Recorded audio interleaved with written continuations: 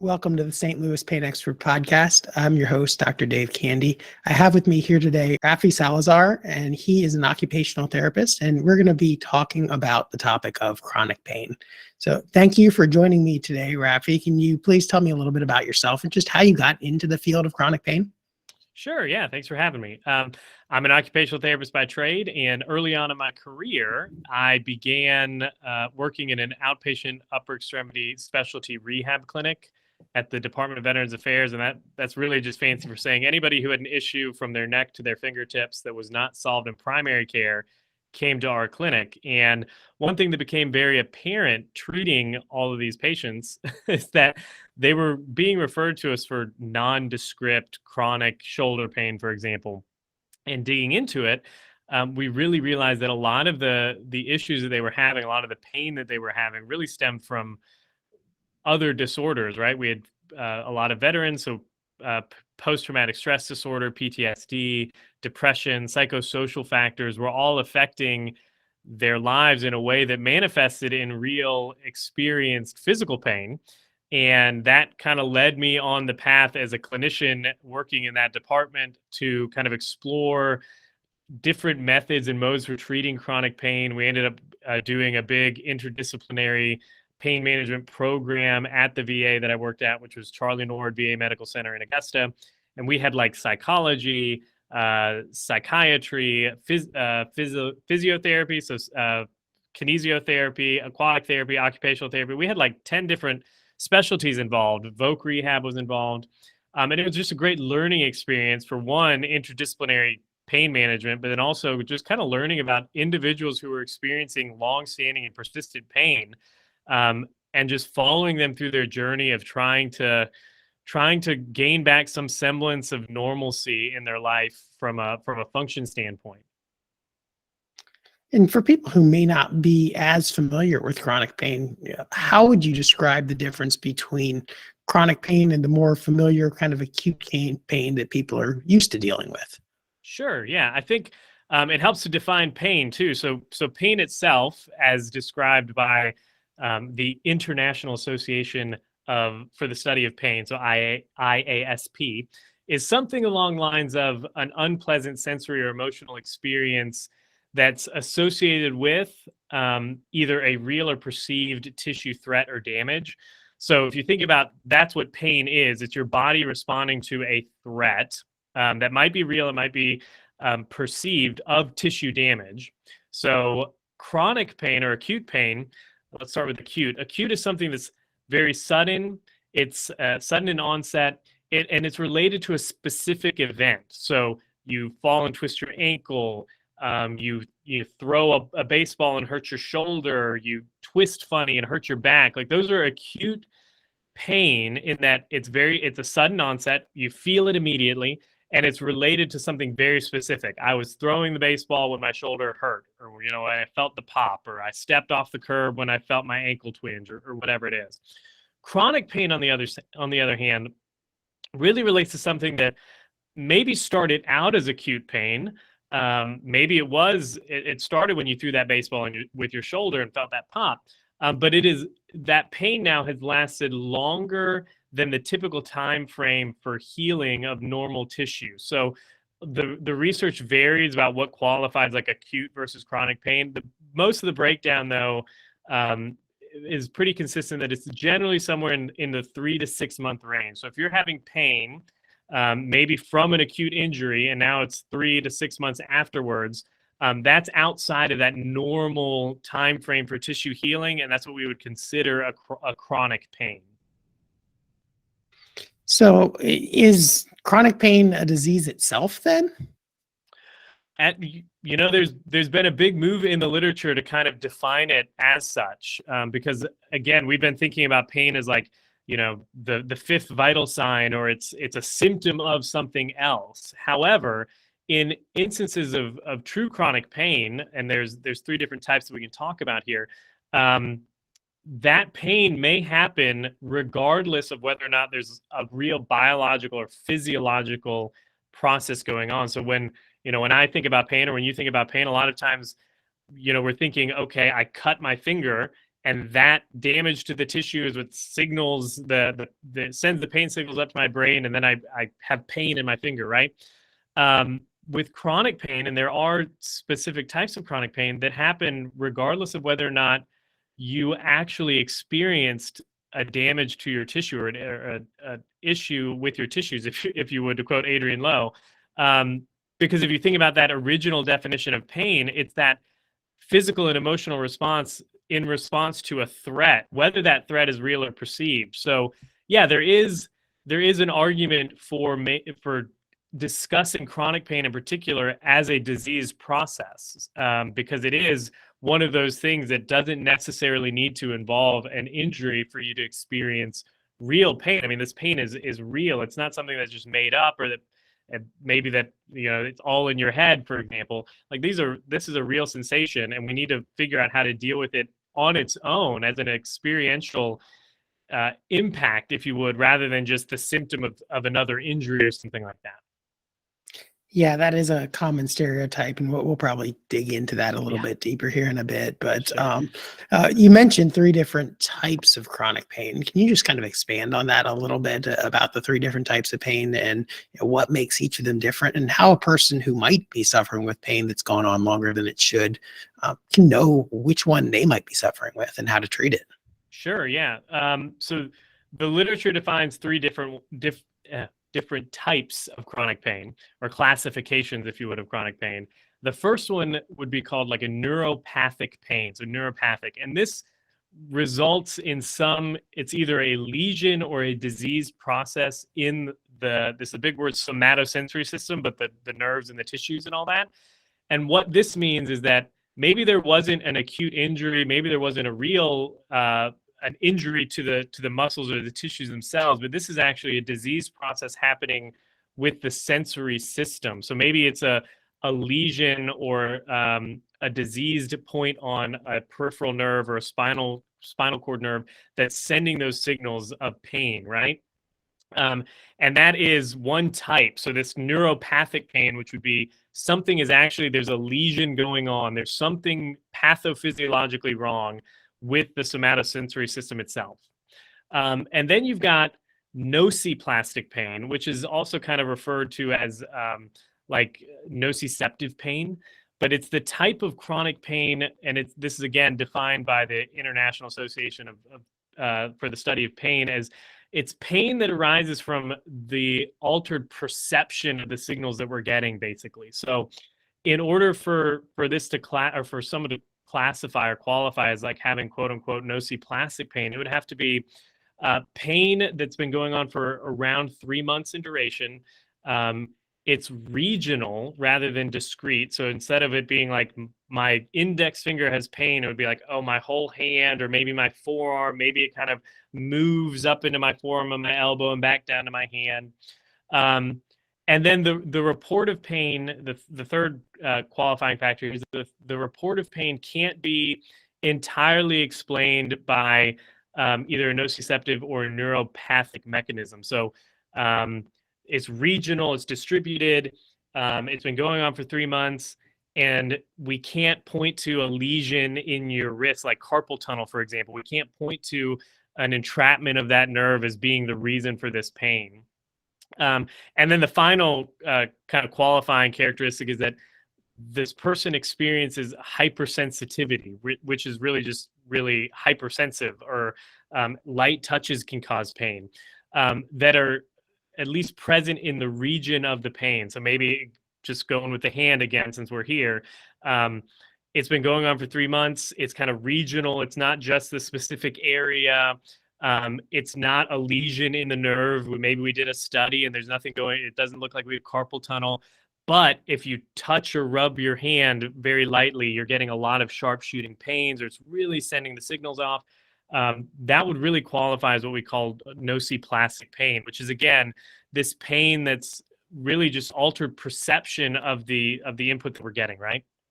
And then the final type of chronic pain, if you would, or classification of chronic pain is called central sensitization. And that's defined really as just what we call an amplification of the neural signaling of the nervous system. So again, this is like, if you think about the threshold for most people or for the typical developing person might be right here before they get pain. So you can step on the floor, for example, and maybe that the nerve signals are right here and they don't get high enough to send the alert signals to the brain to trigger a pain response.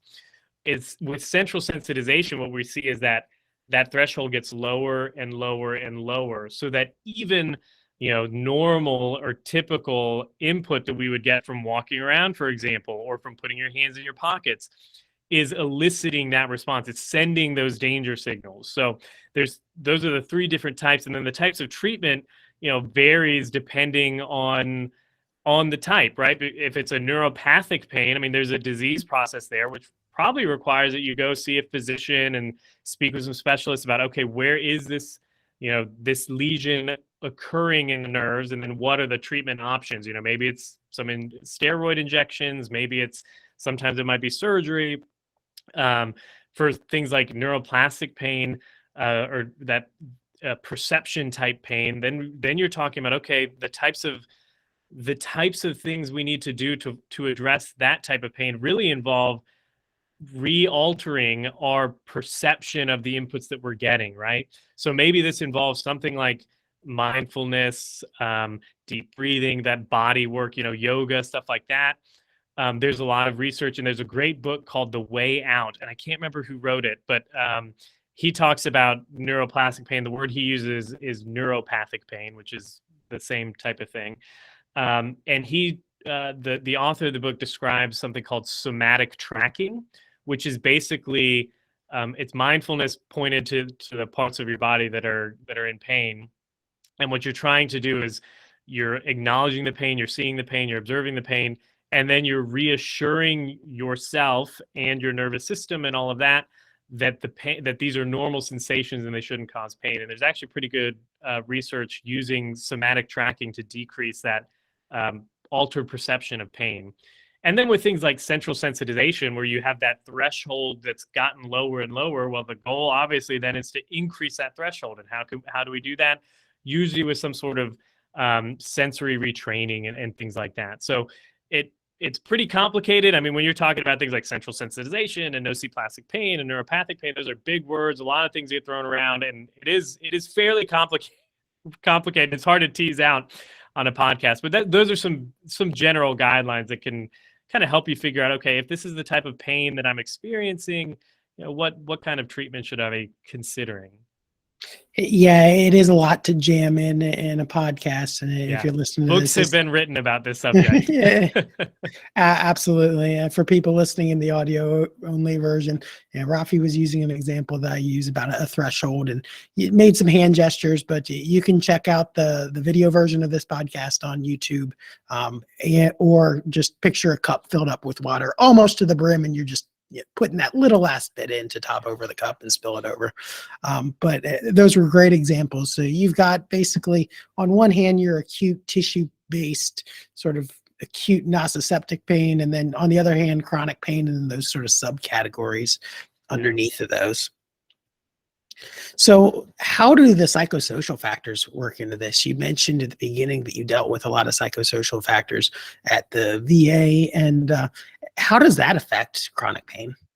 Yeah, I think for a long time, if you think about our understanding in general in healthcare about mental health or cognition and its role in our perception and experience of the physical world around us, I mean, PTSD as a diagnosis really only came about in the late 60s. I think it was finally codified in like 1968. So if you think about the long history of medicine that we have, going back literally to thousands of years, to just from 1968 or 1970 to now, you're talking just 50 years. That's such a small time frame that there was a lot that was going on and it's still going on that we really just don't understand because we didn't know where to look, right? One thing that became very apparent, though, in studying primarily veterans with PTSD coming back from wartime and having experienced some sort of battlefield trauma or service-related trauma, was that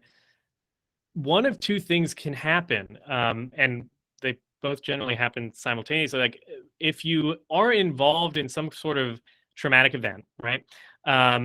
and that leaves an impression on you. What we know from the literature now, after having studied it for the last couple decades, is that traumatic events in particular alter the chemical makeup and even sometimes the structure of the brain, making a person at risk for higher or what they call negative affective states. Maybe it's depression, maybe it's something like a mood type disorder.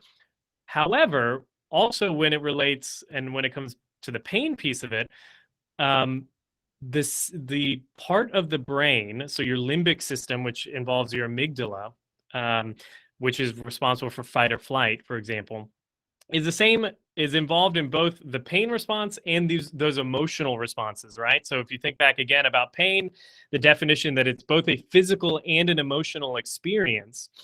If you experience something that's emotionally traumatic, it would stand to reason that since it's being processed through the same part of that brain, that amygdala is setting that fight or flight response, that there's going to be some kind of bleed over or carryover into that other part, right? That other experience, whether it be the physical or the emotional side.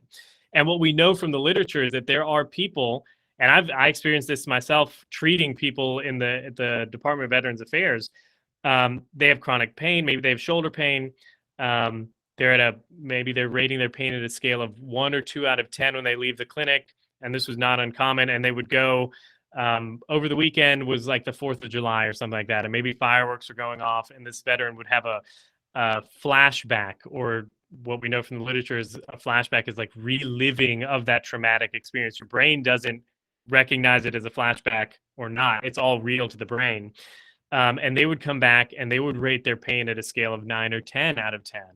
Well, look at this veteran, like they didn't fall. They didn't re-injure themselves. They didn't pull a muscle. They experienced a psychosocial stressor that resulted in a real and experienced change in their level of pain. Well, it happens that way, right? Like something in the psychosocial affects the physical, and it also works the other way. So let's say you're in chronic pain or you're experiencing pain a lot. Again, those pathways are very similar. Neurons that fire together, wire together. And it's not uncommon for people that experience chronic pain or experience pain over a long period of time to begin developing some emotional problems, right? Maybe it is depression, maybe it is anxiety. We talk a little bit about in the clinic that I work at, like kinesiophobia, people being scared of movement because they're afraid that they're going to experience pain. Maybe they're backing away from social activities. They're not going out because they know they're going to experience pain. And it's very much a two-way street. So in so much as we're incredibly complex as people, we're not just joints and tissues and muscles. We have a brain, we have emotions. And in order to really address chronic pain effectively, we need to look at those, not just what's going on with the joints, and not just what's going on with the brain and with the emotional side of things. We need to look at a treatment path that kind of blends all of them together and addresses each component for each person. Absolutely. And if an example we gave, like the fireworks or the car backfiring, is sort of the traditional example of PTSD, but that can happen from other things too, like adverse childhood experiences, abuse during teenage years or in adulthood, other traumas like deaths in the family, all kinds of things can bring it about. There's a great book. Bessel van der Kolk wrote it. It's called The Body Keeps the Score. I think it came out in like 2014, 2015. But he runs the Boston Trauma Center. And it's based on his research with veterans. And then he also did a lot of research with children who grew up with really severe emotional and physical abuse. And the whole book is, he outlines in painstaking detail the limbic system and the fight or flight response and how that translates to real chronic pain development later in life. And it's a good read. It's not for the faint of heart because there's some pretty intense, trauma is trauma. So, but his explanation of the link between what is going on psychosocially and the effects that we're seeing in the clinic physically is really, really good. And we'll get the links to both of those books that you mentioned and put them in the show notes as well for people who may be interested in learning a little bit more. Now, you mentioned about the brain kind of producing this sensation of danger or fear or threat or however you want to label it. but that doesn't necessarily make the experience any less, harmful in the person's mind, or it doesn't make their suffering unreal, like they're not making it up. Can you explain a little bit more, going back into that stereotype of people saying it's all in your head, and how that's not really quite true? Yeah. I get this a lot in the clinic, and I would get it a lot when I was at the VA. Like someone would come in and they'd say something along the lines of, well, X-rays were negative, MRI, maybe they went and had an MRI, maybe they had a CT scan, or they did a nerve study, and they were very distraught because the X-rays were negative, right? No unusual findings. So one of two things happens, right? The patient then either believes themselves that maybe I'm just making this up, or the worst effect would be like the clinician that treated them said, well, there's no reason for you to be in pain because your X-rays are normal. Both of those are bad. The reality is, because pain, again, going back to this definition, we're gonna go back to it a lot because it's so fundamental, that pain is an emotional and physical experience that is in response to a tissue threat, whether that threat is real or not. So regardless of whether there is real tissue damage happening or that threat of tissue damage is real or not, the pain that you are experiencing is real. And they've done functional MRIs where they can see that, like the parts of your brain that light up when you hit your finger with a hammer are the same parts of your brain that light up when you're experiencing like nociplastic pain, for example. So it is a real experience. And I think people get discouraged when they see a negative X-ray or a negative MRI, because then they start to feel themselves like, okay, maybe I'm just making this up. Maybe this is all in my head.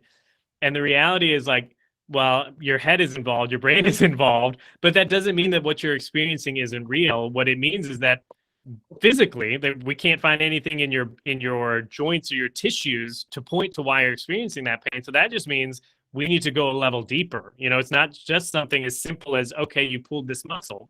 This is something that requires a little bit more specialized skill, a little bit more specialized treatment, and in-depth look at what's going on with you in particular, in your different situation, your unique situation, so that we can tailor a treatment plan that's really addressing the fundamental root of your pain, which is going to be that perception of that pain or that perception of that threat. And maybe it is something like your threshold is lower, or maybe it's something like a nociceptic or nociplastic pain that we need to address. Either way, we want to be able to get past this idea that just because an X-ray doesn't show a broken bone, or just because an MRI doesn't show some kind of tear in a ligament or a tissue, does not mean that you're not experiencing real pain. Because again, pain is an alarm signal. It's like your body's check engine light, if you would, and you need to explore that, even if the easy reason that you might be experiencing that check engine light isn't the reason for it being on, right? So it's the same type of thing, that just because you can't point to something very, not superficial, that sounds bad, but something like an X-ray and say, that's why I'm having pain, doesn't mean that your pain isn't real. In fact, it is very real, and we just need to address why it's happening, why you're experiencing that pain. Yeah, it's interesting how visual we are to just want to have something to point at and say, that's it. That's what's causing our pain. Yeah. The car analogy is great. Like your check engine light goes on and you want it to be a flat tire or a belt or something like that. You can just replace it and move on. But sometimes it's a problem in the electrical signal in the system where you look at it and everything is connected, but the electricity isn't moving through. Exactly. Well, I think there's some aspect too of like the stigma around chronic pain, because it kind of blends into, if this isn't a real biological issue, then is it a mental health issue? And there's a big stigma about mental health. And I think there's a part of patients that I treat for sure don't want to be labeled like that, right? They want to be able to go to their family, their friends, and say, I went and saw somebody and it is a disc in my back that's causing all this problem. Because everybody kind of understands that, right? If you go to your friends and say, I've got nociplastic pain, and this is it's a perception in my brain, and we got to try to figure it out, like automatically moves you from this, okay, it's socially acceptable to pull your back or have a bulging disc. For some reason, it's not so acceptable, or just kind of out of the norm to have something going on with your somatosensory system that we need to address. So there is this idea of like the stigma around pain and mental health and the psychosocial factors of our health that over time have been breaking down, but not quickly enough, in my opinion. Absolutely. It's perfectly acceptable to say, "Oh man, my back's really hurting today." But Yeah, if you say, "Man, I'm feeling really depressed. I'm sad. Everything's exactly. going wrong," like people look at you like you're like, "I don't want to hear that." Um, Exactly. Yeah.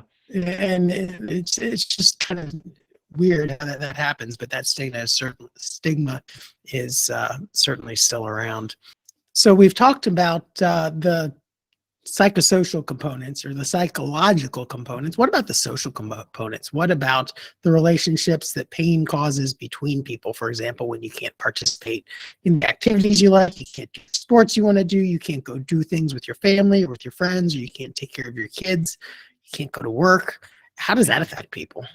Yeah, I think it's one of those things that can kind of lead into a tailspin, right? Like a kind of a self-feeding downward spiral. If particularly with people that are used to being active and being out and about and doing things, there's an emotional component about missing, maybe missing social events that you wanted to participate in, or not being able to do things that you were able to do previously. A perfect example.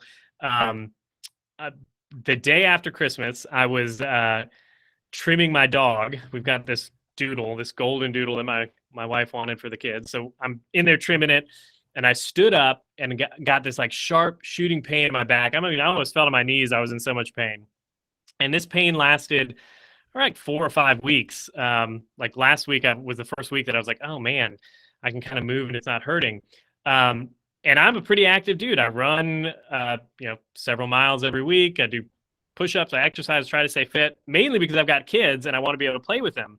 And just those few weeks of like not being able to get down on the ground and roll around and play with my children, like emotionally myself, I was like, oh man, I'm a bad dad. Look at me. I'm just one of those people that's like sitting on the couch now watching my kids play instead of doing things. And I don't even have chronic pain, like I knew that I'm a young, healthy guy. I'm going to get back to doing things eventually. For some people though, just the fact that you're being removed from, maybe it's an activity that you really enjoy doing, a hobby, a sport, or maybe it's your social connection. Maybe you play pickup ball with your college friends and you've done it every week for months, and now you're not doing that. That has a real emotional toll. So that's one aspect of it. Like there is um, an emotional threat, if you would, when you're removed from doing things that are meaningful to you, and that can open you up to what the research calls negative affective or negative affect. So mood disorders, depression, anxiety, all of that.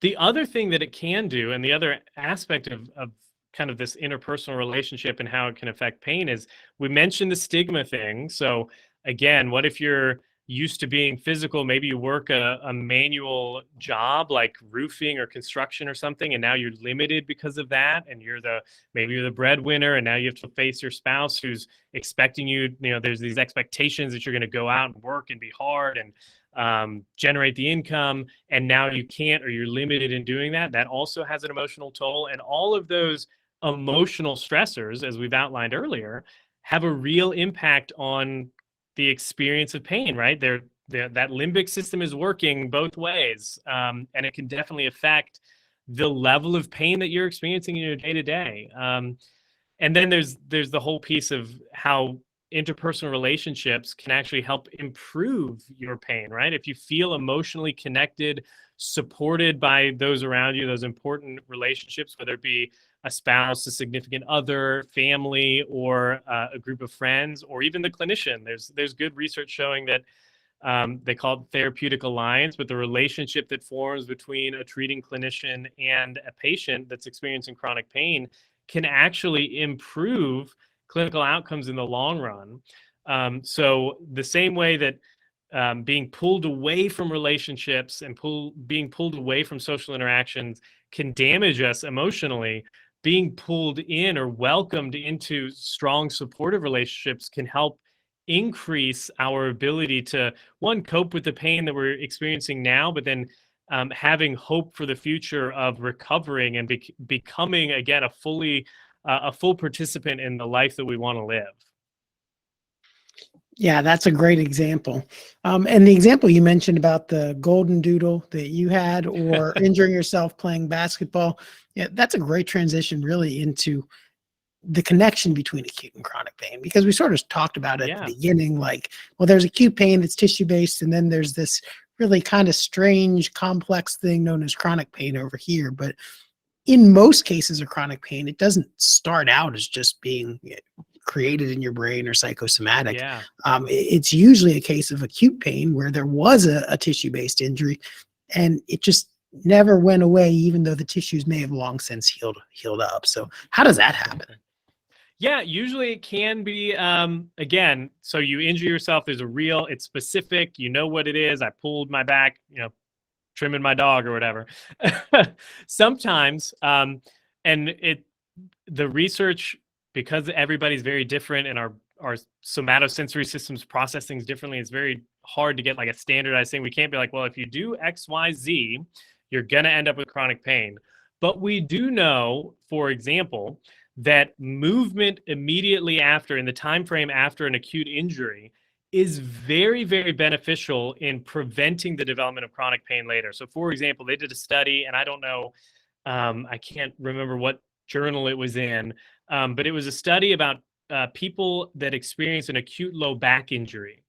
And they kind of looked at medical charts for to kind of gather their data. So this wasn't like they injured people and then had them lay down in bed. But what they did was they looked at the people that the medical records that they studied, and they divided them into two groups.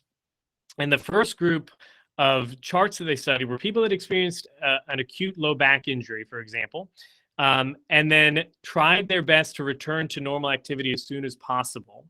And then the other group of people were a group of people that experienced some kind of acute low back injury, some kind of strain, pull, or whatever. And then they had bed rest for 2 to 5 days. And just looking through their clinical charts and their outcomes, what the researchers found was that people that laid in bed for 2 days or more after a back injury were something like 75% more likely to end up with a chronic pain or still be experiencing low back pain 6 to 8 months after the initial injury.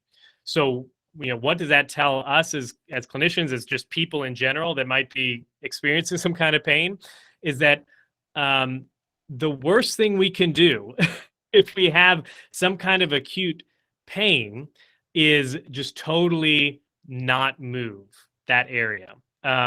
Again, you want to do this under the guidance of a clinician that can, one, kind of make sure that, okay, it's safe to move this, because there are some instances, like if you fracture your back, you don't want to be doing things right. If you fracture your arm, you need to make sure you're splinting it appropriately. But assuming that there's no pathophysiological real damage going on that's going to require some sort of higher intensity care, if it's just a musculoskeletal injury of some kind of strain, a sprain, we want to make sure that we're moving for two reasons. One, movement keeps you active, keeps you limber, keeps you from stiffening up, prevents you from losing range of motion. But probably the more important thing is that, again, if you think about this threshold that we have, the worst thing that you can do is not move, because that threshold's going to get lower and lower. And if you're scared of injuring yourself again, scared of injuring that back again, you're going to become more hypersensitive to the normal kind of stimuli that you get from sitting and moving around and doing normal activities. So again, this is not something like you fall off a ladder. I don't want you to like go run 5 miles the next day, but we do need to be cognizant of this correlation between immobilization and not moving and the development of chronic pain later. I think that's a big one. Is movement, to our knowledge right now, is the best pain medication that we have, both for chronic pain and even for some acute injury that doesn't require like surgery or splinting or casting. So we need to make sure that we're continuing to be active despite some of the pain we may be feeling, because ultimately it's going to be good for us to do that and not to sit and develop some kind of nociplastic pain later in life, right? Right. Yeah. To respect pain, but not to fear it Yes, necessarily, not exactly. to become fearful of movement or kinesiophobia, like you mentioned earlier. Exactly. Yeah, and if you think about that pain being, again, it's an emotional and a sensory response or a physical response in response to that threat, whether that threat is real or perceived, we want to do everything that we can so that our somatosensory system, our nervous system, doesn't perceive normal movement as potentially threatening, right? Absolutely. So, what are the expectations with chronic pain? Say someone suffered with pain for 3 or 6 months or longer, and they've gone through kind of the traditional route of getting tests and X-rays. And is there an expectation that they can improve from that? Or sometimes people get frustrated and they just think, "Man, am I going to have to Yeah. deal with this forever? Is this just the Yeah. way it's going to be?" I think that's totally, it's a valid it's a valid concern. Um, and because I don't know about you, but I felt this way when I had this back pain. Going back to this example from a month ago, um, like you almost, when you're in it and you're feeling pain, you can almost not perceive or not visualize what not feeling in pain will look like, right? Or somebody that's got like a cold, for example, like I can't ever, like I'll always feel this post-nasal drip or this sore throat or this headache or whatever it is. Like we as humans just kind of freak out about it. Maybe it's just my personality, but it's very hard for us to kind of visualize what it'll look like if we're experiencing in the here and now pain, right? So while I can't tell everybody that you're going to get healed and you're going to not experiencing pain in the future, I think we can provide hope. And obviously, it depends on the type of pain that you're experiencing, the type of chronic pain. Whether it's that, like if it's a neuropathic pain, maybe that's going to require some type of real intervention for you to kind of overcome whatever the issue is and experience some pain relief. If it's nociplastic or central sensitization, there are some things we can do to kind of self-manage, to kind of increase our threshold for activity. But there is a chance that there's going to be some ongoing self-management, if you would, in perpetuity, that doesn't necessarily go away. So I'm thinking primarily of somebody who's got neuroplastic pain or something like that, and maybe they do some somatic tracking, maybe they do some mindfulness, and that gets them, they're able to do some things again.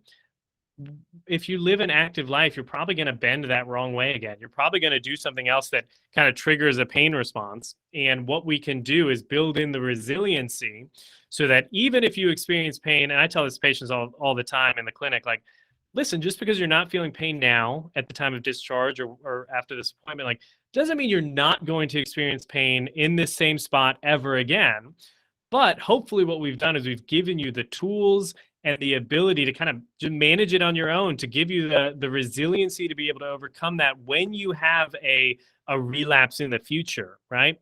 One of the things that gives me a lot of hope from just reading the literature and the research is that our brains, because of neuroplasticity, which is just the ability of the brain to change or rewire, like our brains are constantly changing from the moment we're born until the moment we die. So to me, that gives me a lot of hope that just because I'm experiencing, or you might be experiencing, this chronic pain that's from a somatosensory issue now, does not mean that you're going to be experiencing it forever. Your brain is constantly changing. It's constantly adapting. It's constantly wiring and rewiring new neural pathways. So that means there's always hope that we can kind of retrain that nervous system so that the chronic pain, maybe we feel a little bit of stiffness, maybe a little bit of pain, maybe we relapse again, but it's going to on balance become better over time, right? And it's going to look different for every person.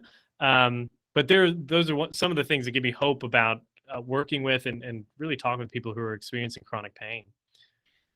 Well, absolutely. And even if the pain doesn't completely go away, if you can bring it down from a roar to a whisper, and Yeah, not being able to do the things that bring you happiness and joy to being able to do those, then for most people, that's enough. exactly. Yeah.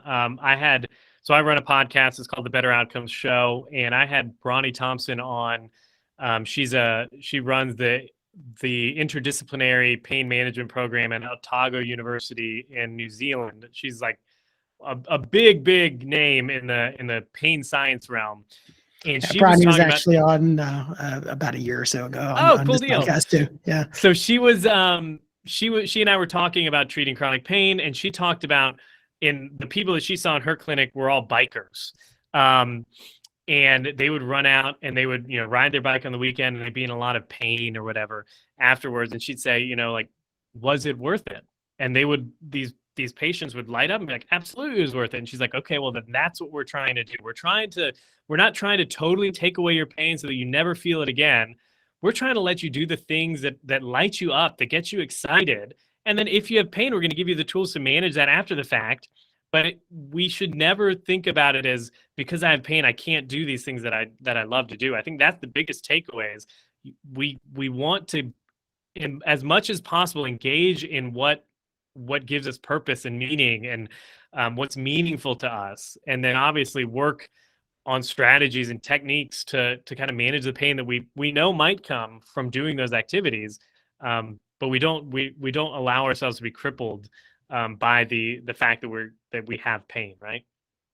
Absolutely. Yeah. It's all just about bringing value to your life and being able to do the things you want. And Exactly. yeah, again, pain's just a warning signal. And sometimes it's worth it to go through that brief period of discomfort or suffering to allow you to do something that you really, really enjoy and would regret not doing.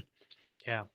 So kind of wrapping up, if people want to find you or get more information from you, how can they access some of your information? Or if they happen to be in your area of the country, how can they get treatment from you? Sure. Yeah. So the best way is probably the clinic website, which is the clinic I run is called Proactive Rehabilitation and Wellness. And the website is www.pro-activehealth.com. So pro-activehealth.com. And we have a lot of videos and articles specifically about pain and chronic pain and treating that type of pain. So you can go there, follow us on, Facebook, Instagram, YouTube, all those places. And we are in Augusta, Georgia. So if you are experiencing pain and you're within the region of us, you can call the office or just go to the website, pro-activehealth.com, and reach out to us there. And for people who may want to access your podcast as well, how would they access that? Okay, that's the Better Outcomes Show, and you can find that at www.betteroutcomes.show. Wonderful. Any closing thoughts that you'd want to leave people with today, Rafi?